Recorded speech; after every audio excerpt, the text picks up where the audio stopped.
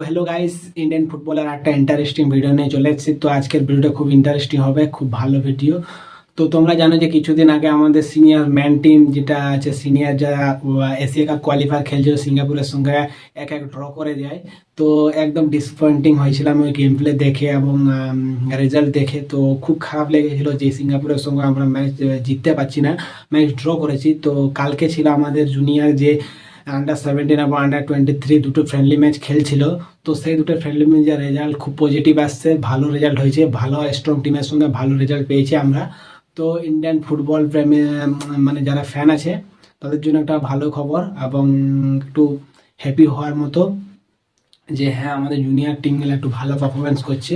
তো কালকে ছিল দুটো দুটো খেলা ছিল আমাদের, আন্ডার 17 এবং আন্ডার 23। তো তখন প্রথমে বলে দিয়ে যে আন্ডার 17 টিম খেলছিল চায়না আন্ডার 17 সঙ্গে। তো প্রথম ম্যাচটা 4-0 একদম ওয়ান সাইডেড হেরে গেছিলাম, আমরা খুব খারাপ খেলেছিলাম।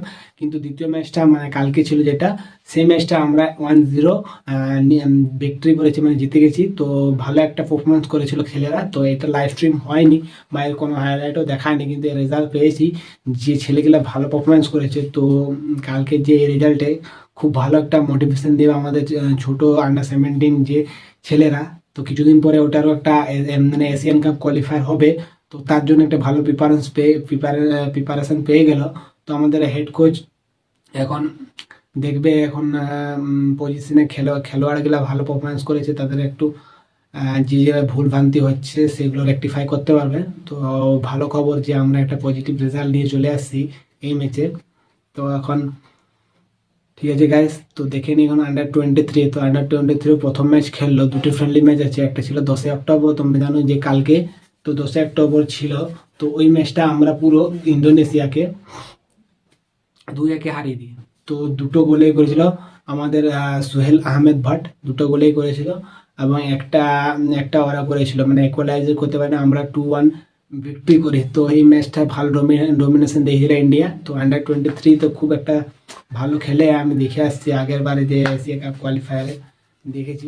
তো ভালো পারফরমেন্স করেছে এবং পজিটিভ রেজাল্ট পেয়েছে এবং ইন্ডিয়ান ফুটবল প্রেমীদের জন্য একটু মুখে হাসি ফুটিয়েছে। তো খুব ইন্টারেস্টিং ম্যাচ ছিল। যারা এখন এর হাইলাইট দেখতে চাও তো ফ্যান কোডে চলে যাবে, ইউটিউব চ্যানেলে, তো ওখানে হাইলাইট পেয়ে যাবে। তো এটা হচ্ছিল ফ্যান কোডে, এর একটা নেক্সট ম্যাচ হবে 13 তারিখ। তো এটাও ফ্যান কোডে দেখতে পাই যে হয়তো 6:30 বা 5:30 থেকে হবে। তো কখন হচ্ছে এটা আপডেট পরে জানিয়ে দেবো তোমাদেরকে। তো কালকে দুটো ম্যাচ খুব ইন্টারেস্টিং ছিল আমাদের জন্য। তো ভালো পজিটিভ রেজাল্ট দিয়েছে ছেলেরা, তো ভালো খেলেছে। তো তাদেরকে একটু অ্যাপ্রিসিয়েট করা যাক যে যে তারা ভালো খেলেছে। আমাদের সিনিয়র ম্যান টিম থেকে অনেকটাই ভালো খেলেছে। তো আমাদের সিনিয়র ম্যানটা কবে কবে ভালো পারফরমেন্স করবে এখন সেদিকেই দেখা। 14 তারিখও আছে আমাদের যে সিঙ্গাপুরের সঙ্গে আরেকটা ম্যাচ। তো দেখা যাক কি হচ্ছে সেই রেজাল্ট না জিততে পারলে তো আমরা পুরোপুরি এশিয়ান কাপ কোয়ালিফায়ার থেকে পুরোপুরি ছিটকে যাবো, মানে কোয়ালিফায়ার করতে পারবো না। তো এখন দেখা 14 তারিখের দিকে। তো ঠিক আছে গাইজ, আজকের ভিডিওটা খুব ইন্টারেস্টিং এবং পজিটিভ ভিডিও ছিল। তো ইন্ডিয়ান ফুটবল কালকে দুটো ম্যাচ পজিটিভ ম্যাচ, ভালো একটা ভিক্টরি করেছে। তো এখন এখন একটু ভালো লাগছে যে কিছুটা তো করেছে জুনিয়র টিম হলেও বা আমাদের ছোট বাচ্চাগুলো। ঠিক আছে গাইস, তো আজকের ভিডিওটা এইটুকুই। তো ভিডিওটা যদি ভালো লাগে তো লাইক সাবস্ক্রাইব করে দেবে। আজ এরকম নতুন নতুন ফুটবল নিউজ দেখতে হলে তো চ্যানেলটাকে সাবস্ক্রাইব করে দেবে। ঠিক আছে, দেখা হচ্ছে নতুন কোনো ভিডিওতে।